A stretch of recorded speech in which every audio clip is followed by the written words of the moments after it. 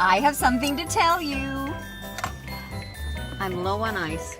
I'll cover you while you get my luggage. Go, go, go, go, go! Forget about meeting anybody in a bar. You know, the chicks in bars are the ones who can't afford Wi-Fi. So how crazy is she? She nearly shot me changing my clean sheets. Well, what about those? Those are for my pressure points that pop up during the night. You want to get a pressure point that's popping up right now. My sister doesn't even think you're real. Oh, I'm real. You naked, Francis? What a bunch of prudes. Ow! This is why I am gay! We should try this again sometime at my place. Really? When? Let's do the dare part. I dare you to take off your pants. Mom! All right, then I'll take off my skirt. Francis? Well, since my girlfriend moved out, I have no one to go home to. Girlfriend. Oh, yeah, cool. If you want to look young next to your children, teen pregnancy is the way to go. You know, people don't talk about it, but I think it's a selling point. My sister is so gay.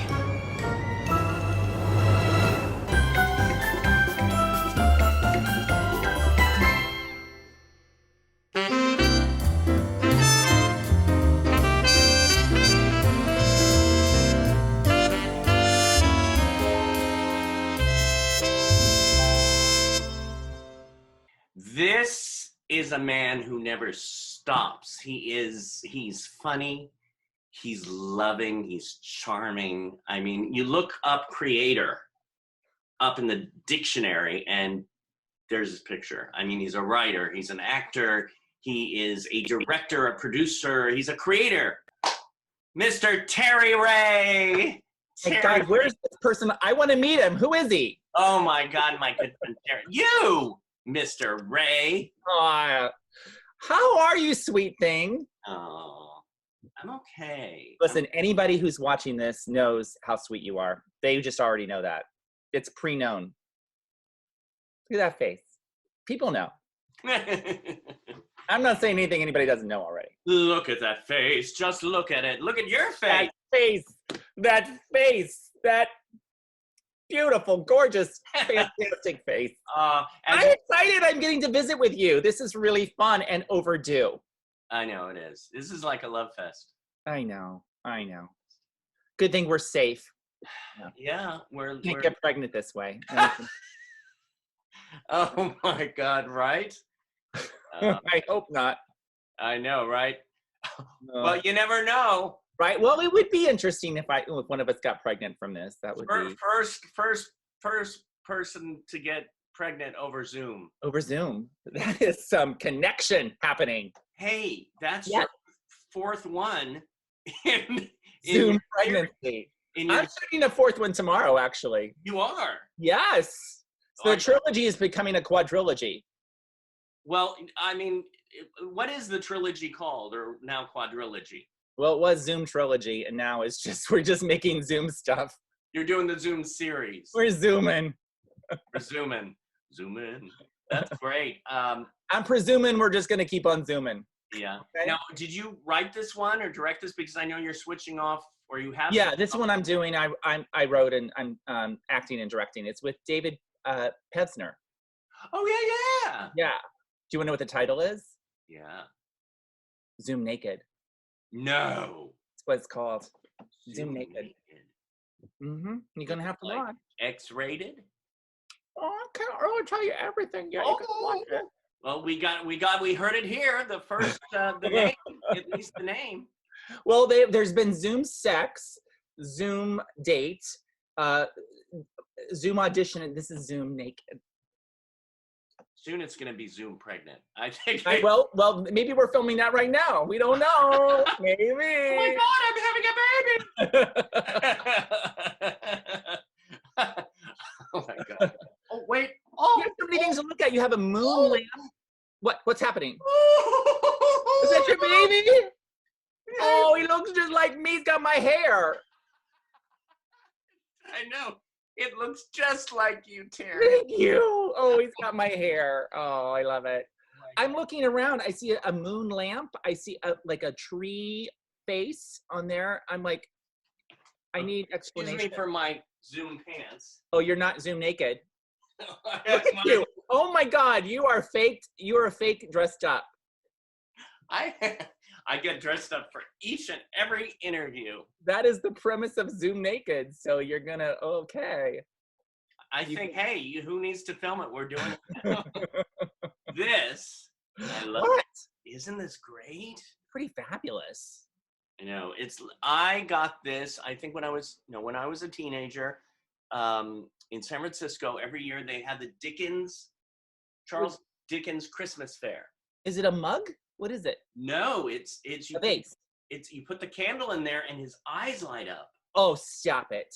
Yes, look how cool it is, right? Oh my God, it's way bigger than I thought from sitting back there. I didn't know it was that big. It's bigger than your head. I can, Yeah. Whoa. Oh, okay, that's a little spooky, but this was a gift that I saw it and my brother said, "What would you like?" He went with me. oh, sweet. And I said, "I love this," and he bought it for me. And I've had it since I was a teenager. Wow. So it's like 4 or 5 years old now. Thank you. So, Mr. Ray, Yes. Yes.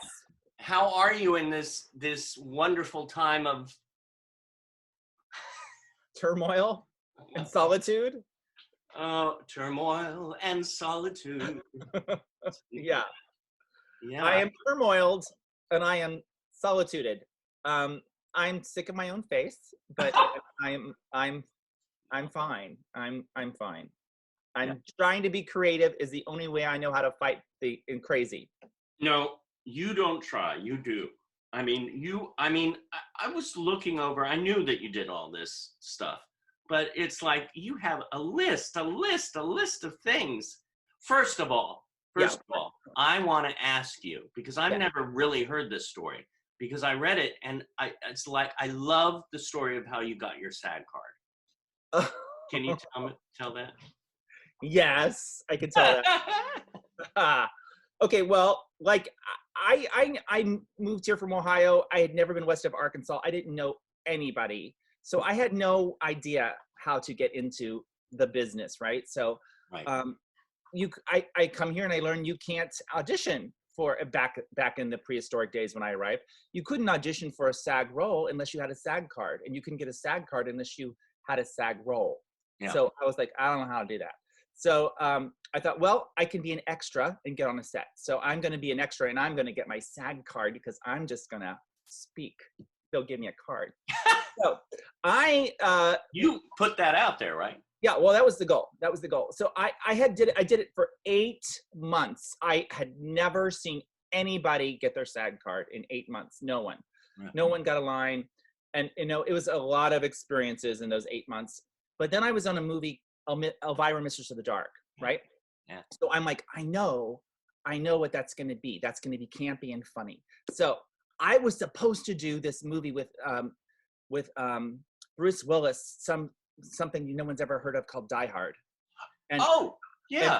I was supposed to be an extra at night on Die Hard, but after this one, first night. But the first night I was like on Elvira, but then I was booked for a week on Die Hard. Yeah. So I went to the Elvira thing and I dressed like a total geek and I brought no other clothes so they couldn't make me change. So I thought, okay, I'll stand out. And they were burning her at the stake in the scene, and they had the townspeople gathered around to burn her at the stake. And then there was a little stake because she had this poodle, and there was a little stake for her poodle that they were going to burn. So they said to the crowd, they said, chant everybody, burn the witch. And it was like very lethargic. It was burn the witch, pause, pause, pause, burn the witch, pause, pause. Well, I'm like, I'm going for it. I am going to get my SAG card or I am going to get fired because I am over it.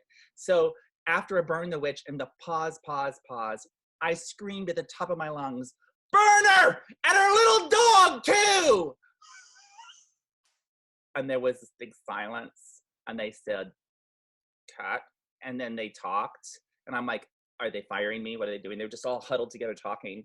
And then after a moment, they brought the camera over and they said, okay, what you just did, right? Let's try that one more time. And so I got my, my close up and I was like, okay. So then Elvira saw the dailies and she was like, who is he? I love him. Have him here every day. I was committed to doing this silly thing that no one's ever going to hear of called Die Hard. So I had to, but the rest of the shoots for Elvira were during the day. So I'm like, okay, I'm gonna go to during the day, and then I'm gonna race to Die Hard at night, and I'll never sleep for a week, and because I didn't want to turn down being on Elvira. Right. So so then I was a SWAT guy, and they put me in a uniform like with like a million of us. There was a million SWAT guys, and people were bad. And I hate to say this about myself, but they went and hid in their cars in the parking garage and slept all night long. And I was one of those people because I had to get some rest for Elvira, which I was having a wonderful time. So I got away with that for a little while, and then the assistant director hauled everybody out, found everybody in their cars, and the director was yelling and saying, "I need killer types," and I wasn't caring. I was so tired, I wasn't paying attention. "I need killer types like him," pointing to me, and so I looked like a killer type because I didn't care. I got pulled, and I had to do a stunt with a helicopter on Die Hard while I was doing Elvira Mr. the Dark, but I got my SAG card. No, wait a minute. Did you get it from Elvira or Die Hard? Elvira. Oh my God. And but how could, so you didn't, what did you sleep an hour during that time? No, I just whenever I could sneak a sleep, but I was so hyper from getting to do Elvira because she was so kind to me, Cassandra Peterson. She was so kind, and I was having a great time, and then I didn't care a thing about, I was like, nobody's going to hear of, we were in a parking lot, and it was just like, there was no excitement for Die Hard until I had to get, practically killed by a helicopter, but then that was that. Well, I'm So glad. that's my story. That's how I got my SAG card. I love that one. I love that. And then you went on to, you went on to do Gaydar. Gaydar. Gaydar was the first thing that really was my own project with Larry LaFond. We made Gaydar. You have the DVD. I have the DVD. It's really, how many film festivals did this get in? Well, 10 is considered really good, and I stopped counting at 120. All over the world. I think that must be a record. All over the world. And then California Independent Film Festival, even just a few years ago, named Gaydar one of the top 20 best comedy shorts of all time. So they said, here's the top 20, and Gaydar is one of them. I know, lucky. So that was the first one to go, okay, we're gonna make our own thing. That was Larry LaFond and I. Larry LaFond, yes. Look, and since we're on Gaydar, you, Mr. Creator. Gaydar gun, you have your Gaydar gun, you're so prepared. There's my picture's on that side right there, that's me. You are. Yeah. I mean, you did it all. This is, talk about creating your own work. Well, yeah, my brother said, why don't we make a Gaydar gun for real? Because all these straight people, we were in more straight festivals than gay. And people were like, I want a Gaydar gun. I want a Gaydar gun, because Gaydar is about this device that tells whether people are straight or gay. And it has a homometer scale, 1 to 1 to 100%, to say where you fall on the homometer scale. There's no wrong answer. There's nothing wrong with anybody's percentage, David. No one has any problems with that. And just whatever's whatever, right? Right. So we thought, well, the Gaydar gun will show that. But I had to write 650 jokes that took 48 characters or less about sexuality that fit inside that thing. And I was the voice of it. But my brother went to China and helped work with designers and made that thing happen. My brother did that. Oh my. But I did the writing and the voice. But I just, a couple months ago, sold my last one. No, I've had this before. I am done with selling Gaydar guns. Are you? So now they're collectible. So They're very collectible. Keep it in the box. There might be one or two maybe on eBay. You never know. You never know. Okay, in regards to that, do you think once it was aimed at somebody, it's ever changed anybody? Well, a couple people, like when I was trying to sell it, I would go in crowds and just zap people at gay prides and stuff, and or wherever, because I had no pride. Before I was at Pride, because I was like, I gotta sell that skater. In the restroom. Right. Hello. So a couple people that I thought were straight, we're not gonna get it, like like said they were 50% or something, and it went, seriously, they went, how does it know that? And I'm like, well, it doesn't, but now I do. It's like, That's but I funny. had a lot of celebrities that let me just shoot them with a Gator gun, and I made Gator gun videos. Like I was in bed with Cloris Leachman. Oh my God, I love that one. I know, that's a good one. Jim J. Bullock was my first, because he was my next door neighbor, and I didn't know what I was doing, and so I was working the camera and walking and talking at the same time, and I had just been at his door because he's next door to me, like in an apartment building, and I'm like, okay, Jim, we're just gonna make it up. We're gonna do whatever. Just saw him. I walked to my place. I'm 12 seconds later. I knock on his door. He opens it, stark naked. I don't know how he got naked that fast. It made me laugh so hard. Of course, we didn't use that one because I couldn't, because I fell apart laughing. But he just was being stupid. Do you have it like on the outtake somewhere? I can't have it. Oh my God, I can't do that. He said, "Aw." Well, I mean, from that to, I mean, okay, there's a name I have to throw out to you. Yeah. Charles Nelson Riley. Oh, received and put here. Yeah. Charles was my acting teacher. Mm-hmm. I loved him growing up, of course, like all of us gay boys. We loved him, right? He was our guy. He's amazing. He was amazing. Amazing. And so I knew that he was a teacher, but he didn't advertise his class.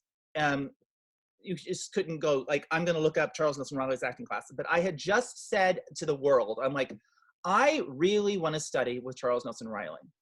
The next day, I met this guy that I was talking to, and I said, what do you do? And he says, I book students for Charles Nelson Riley's acting class. And I was like, oh, okay. I want to audition. Yeah. And that's, yeah. And then he was the best. He was such an amazing teacher. You laughed and you learned, and he was the best.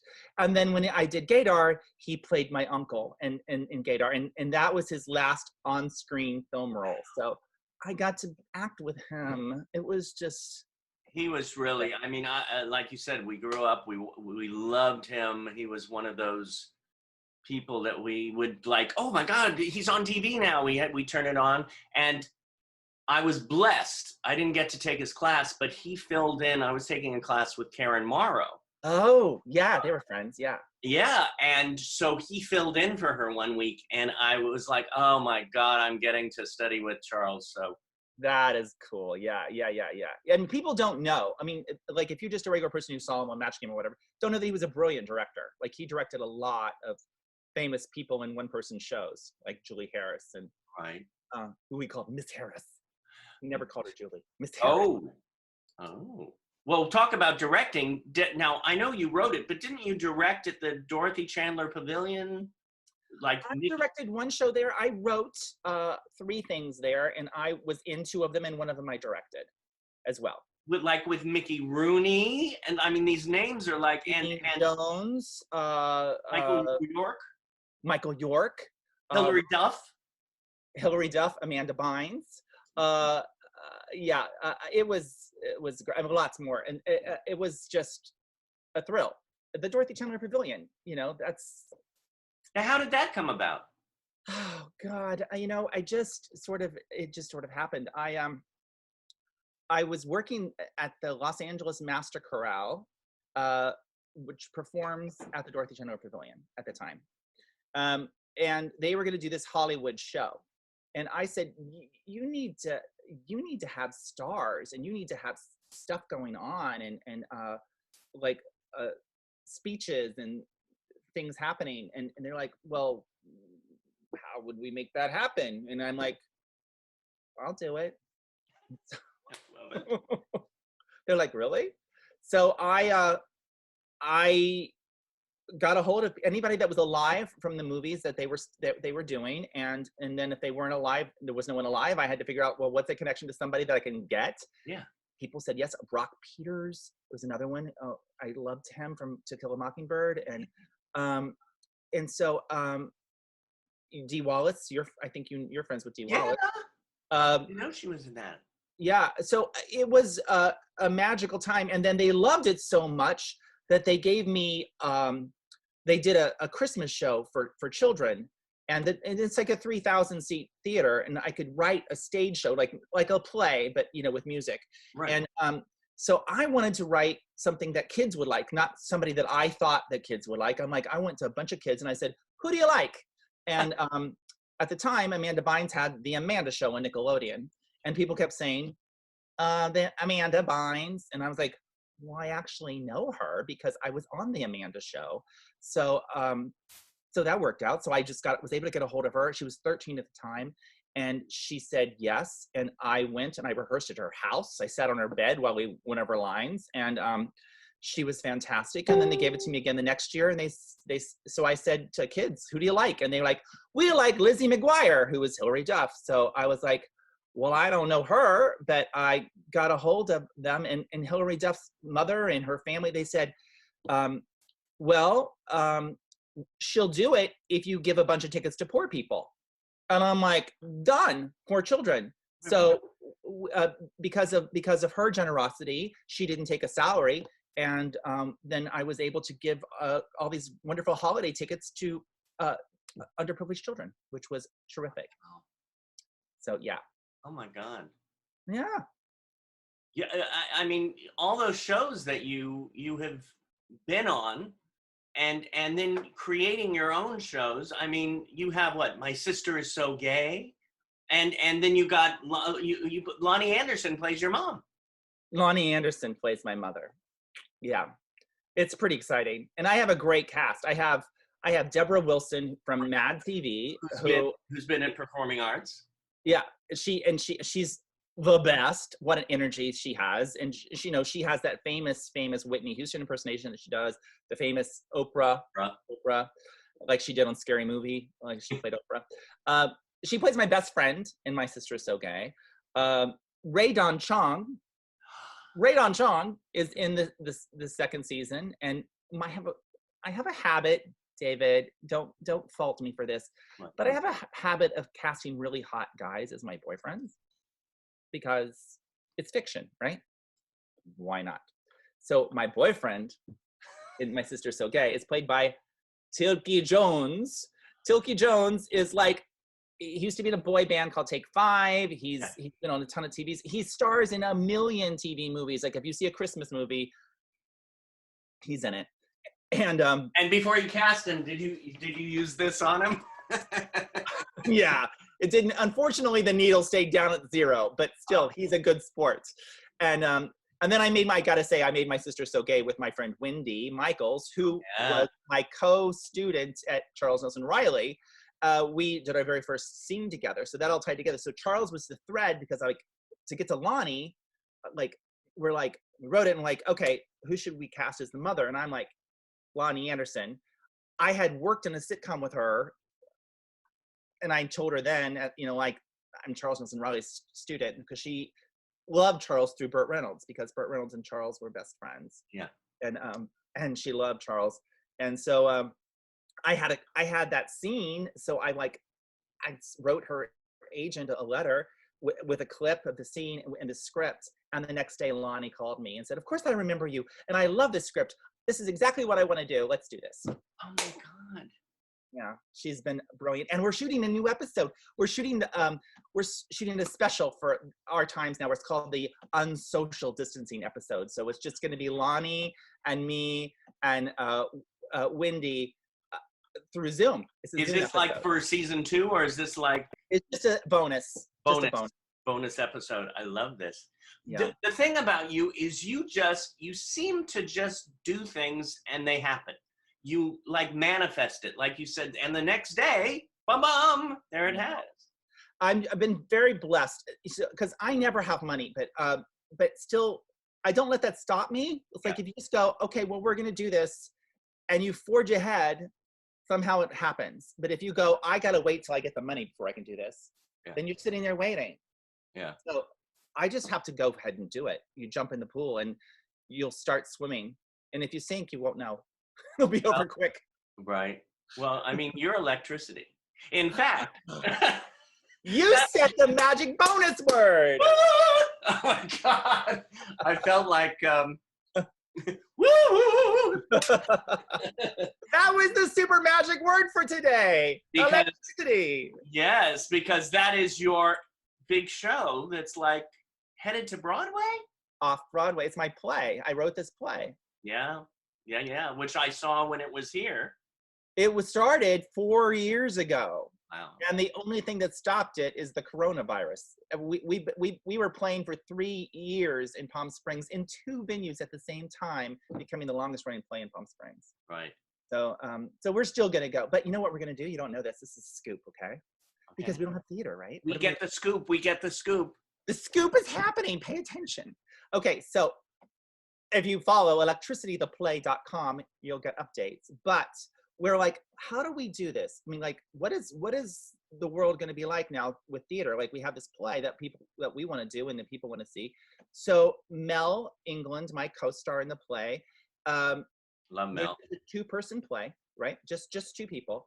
So we thought, well, we could be safe about this coronavirus, COVID-19 safe, if we quarantine together for 2 weeks before we do the play. So we are going to quarantine, and then we're going to live stream the play every Thursday with 3 cameras, and it's going to be pretty fantastic. Oh And my God.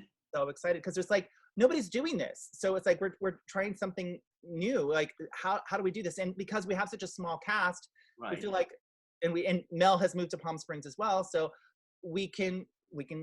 We can give this a big try. Everybody seems to be moving to Palm Springs.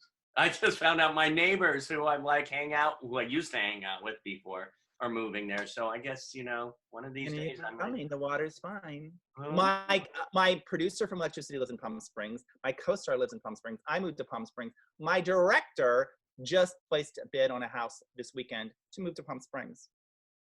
I guess it's. We're electrifying Palm Springs. Electrifying. And what is it? I read out of all the productions in Minneapolis, Electricity was named one of the 5 best out of the town for the show. The shows along with Hamilton, Cirque du Soleil, and the Broadway tour of The Humans. Yes, isn't that crazy? We got to do a little mini week. We were only there for a week in Minneapolis in a tiny little venue, and we got such great reviews. And they remembered us, and at the end of the year, they gave us, in the same level as Hamilton and those other shows, best out-of-town production. And also Mel won Best Actor alongside Richard Thomas. Oh, hello. For the Humans. Okay, well, I gotta keep updated because I want to see this production live on Zoom. You're gonna have to watch. Yeah. No, that one's gonna be live streamed, but I think it'll actually be on YouTube live streamed. Okay. I'm gonna throw out a question that's completely. What? Okay, do that again. I'll do that.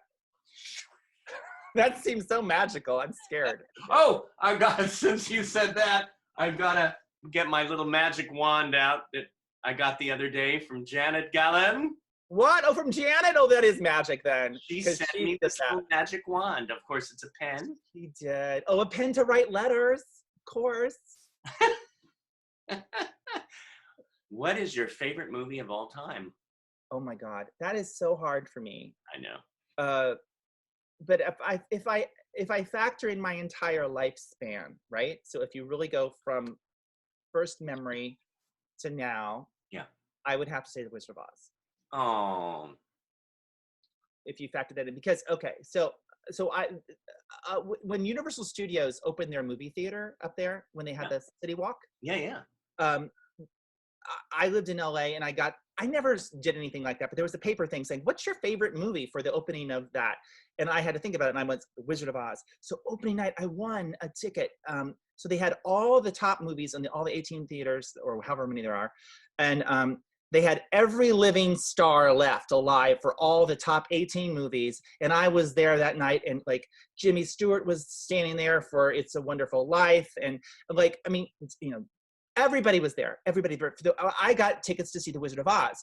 And for The Wizard of Oz, there was still Munchkins alive. And so all the Munchkins that were alive told us which Munchkin they were, so we could watch and cheer for them.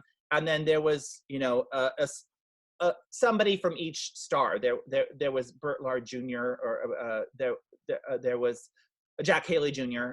Yeah. I don't know if it was Burt Lahr Jr. It was somebody from Burt Lahr's family, but Jack Haley Jr. Ray Bolger's something or other. Lorna Luft was there. I think it was heaven. Oh my Heaven. God. And I was stood next to Jimmy Stewart, who was my favorite, and I couldn't get a word out of my mouth. I couldn't. And so I wrote him a letter after that and said, I was staying next to you and I just couldn't even speak, but I love you for all of these reasons. And he wrote me back in his own way, and I was like, so. Do you have it framed on your wall? I have it in a thing. Yeah. So that's my favorite movie. Oh my God. One of my favorite of your creations was, and I want to say was, but with you might pop another one out. Yeah, was TV therapy. Oh, I'm doing TV therapy. Have you seen my new ones? No, I saw the one with Aaron Murphy, which I've been doing new ones since with Zoom, because I thought I want to do something, and Zoom has, like, people are doing therapy sessions over Zoom. So I have 3 new ones that have just thank you for reminding. I have one at 4 today. Therapy session. I almost forgot. Go ahead. So I'm doing new ones, which I'm loving, because I'm doing it on Zoom. No crew, just me and the other person. So I've done one with Kathy Garver, Sissy from Family Affair. I did one. Wasn't that just out? Yeah, they're all brand new. Okay, I saw that one. I loved that one. Okay. And then I did one with the Land of the Lost people, the kids, Will Marshall and Holly Marshall, which is Wesley Ure and Kathy Coleman. And I just did one with Eddie Munster from the Munsters, Butch Patrick. Oh my God. Yeah, it's really fun. So if people don't know, it's a therapy session. It's a different. Every episode is a different classic television character played by the original actor in therapy now. So if that character had survived to this point, in therapy now, and with all their issues, and it's very fun to do and fun to write. So I'm loving it. So I need more people. Who can I get? I need more celebs, David. You know everybody. Well, I'm gonna think about it. Give me a list, and we'll. Okay, as I need some be your casting director. I need more people. I mean, I think the people have really, the fans of the shows have loved it, but I need more. You gotta have. I've got a few on my mind. Oh my God. Yeah, I'm looking at these. I have these questions, and I could go on and on with you. I could spend the day and night with you. Well, you've come to visit me before. I know. Once we get out of COVID land, and we'll get there. We'll get there. From here on out with Juliet Mills. I mean, I could keep on listing. Oh my God, Freaking Island with Dawn Wells. She's still on Freaking Island. She's still on that freaking island. Mm-hmm. Well, I mean, so that's a spoof with Dawn Wells, where, like, Dawn. I met Dawn, and and right when I was shooting My Sister So Gay the first time, and somebody told her about it, and she said, "Can I read the script?" And I'm like, "Yeah." So I sent her the script to My Sister So Gay, and the next day I was like, she's like, "I want to have a meeting with you," and I'm great, but I was like, I guess I should have an idea. Wait a minute, she's called you up to have a meeting with you. Dawn did, yeah. Okay. Dawn and her agent, Yeah. Leonard Carter. Yeah. Carter. So so I was like, on the way to the meeting, I was like, it just hit me, as like, because I don't have meetings like that. I'm like, I should probably have an idea. Right? Yeah. So anyway, I thought, well, somebody's actually had to have done this before. Like, let's just, what would happen if we spoof that she's still sitting on that frickin' island, and I wash ashore, and I get to ask all the logic questions that everybody wants to ask, and she's, she answers it in her own way, and we have a little series of things. There's a couple episodes of this, and it's really fun to do. So I actually get to hang out on Gilligan's Island with Marianne. Well, we all grew up, the children of the 60s and 70s grew up with that show, and it's still playing on TV Land or wherever it's playing. I mean, it's one of the top 10 shows of all time. And you, as the creator, have written and created these amazing shows with people you grew up loving. Those are the people that I love. Like, you know, a current star, they're fun to meet, a current star, but I really get all like, you know, excited about classic TV characters because that's who I grew up with. So when I get to work with one of these stars, it's like, okay, I've never met Butch Patrick, but, you know, Wesley Ure recommended him, and I was like, I'm getting to work with Eddie Monster. I'm doing something with the monsters, and it's like crazy, right? Yeah. I love it. Oh my God. I know the Munsters, I mean, Gilligan's Island, Bewitched. Yeah. So what is this coming up, The Fathers-in-Law? Oh, The Fathers-in-Law. You are really like looking under all the rugs, aren't you? I'm looking under the rugs. The rugs. He said, The Fathers-in-Law, Michael Vaccaro, which you know, because we starred together in, what did we star together in? Child of the 70s. We played roommates. Oh my God, we were roommates. And I have to say, Yeah. Bernie secretly had, like, always wanted to marry your character. Why didn't he have us hook up? I don't know. I don't know. I think Bernie had a Bernie brain. kept going to the hospital. Bernie kept on going to the hospital. So You were always in the hospital. he had a few issues.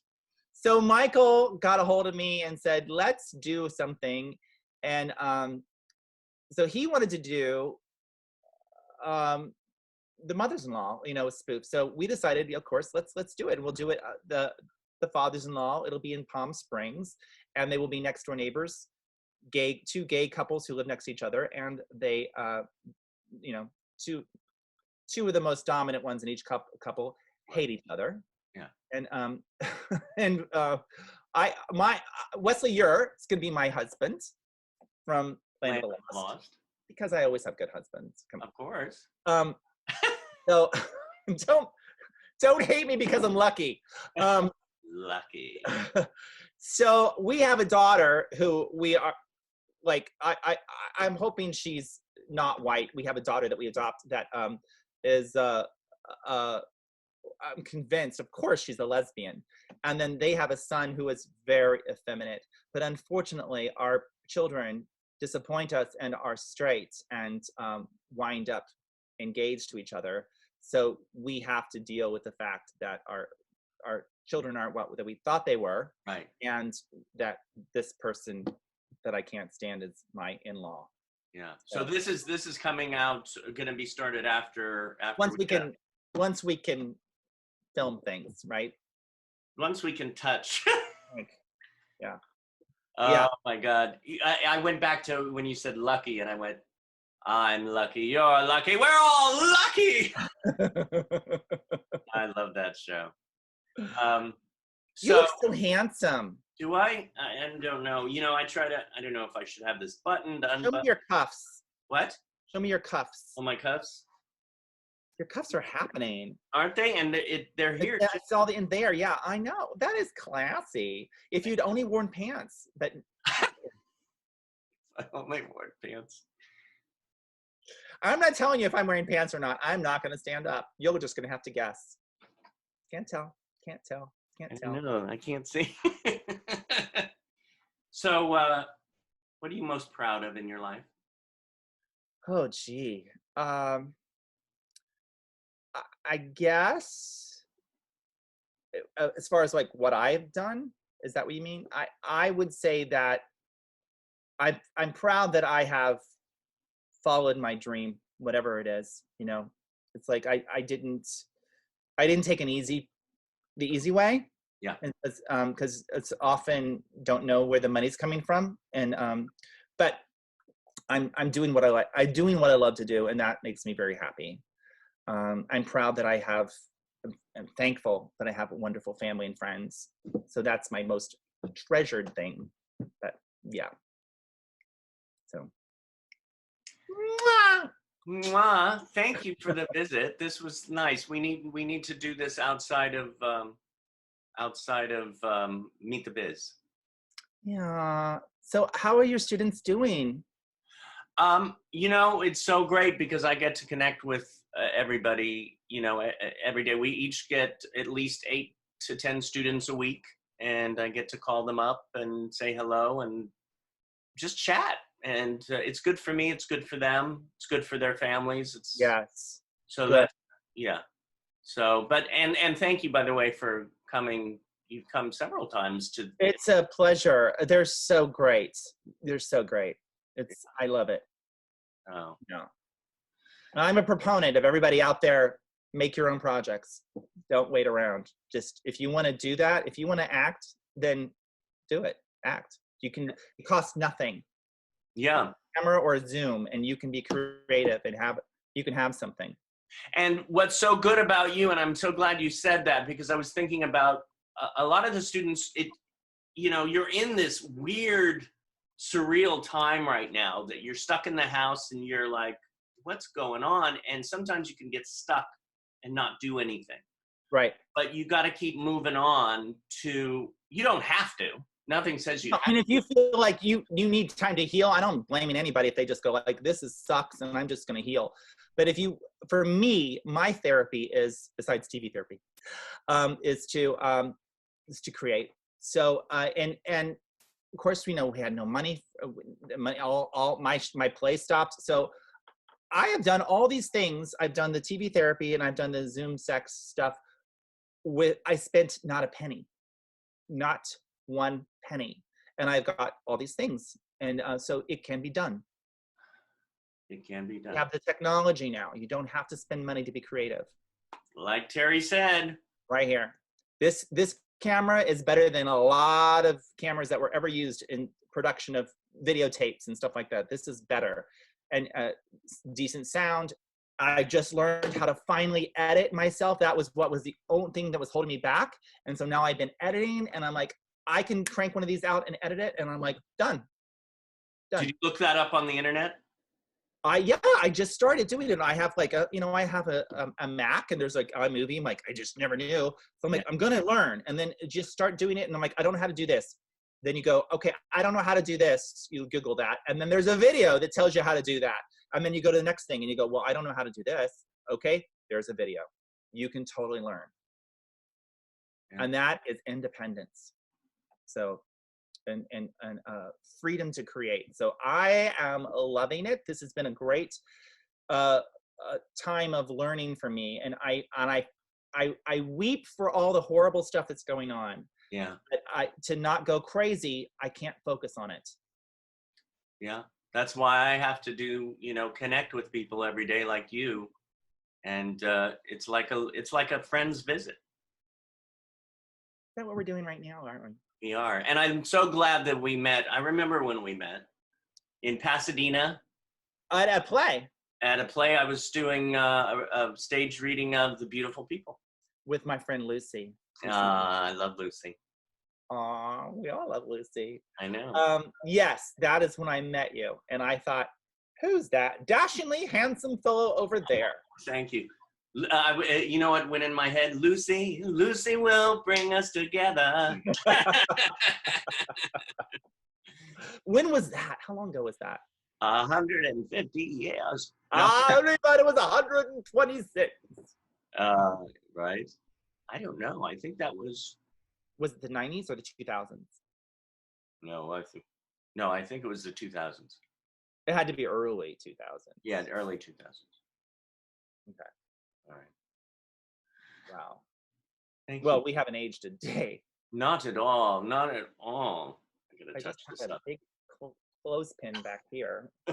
You zoom that up. Scotch tape. We could do this right. Like. Oh, I know, right? Tape it back up. Duct tape. Oh my god.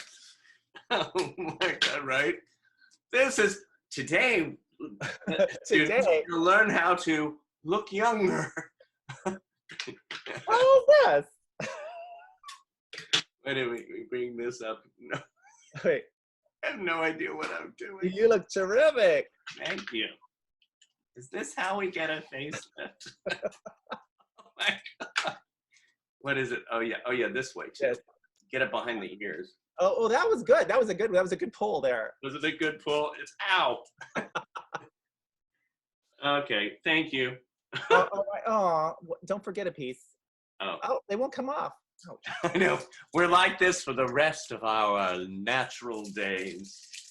And we This go. is what they call a taping.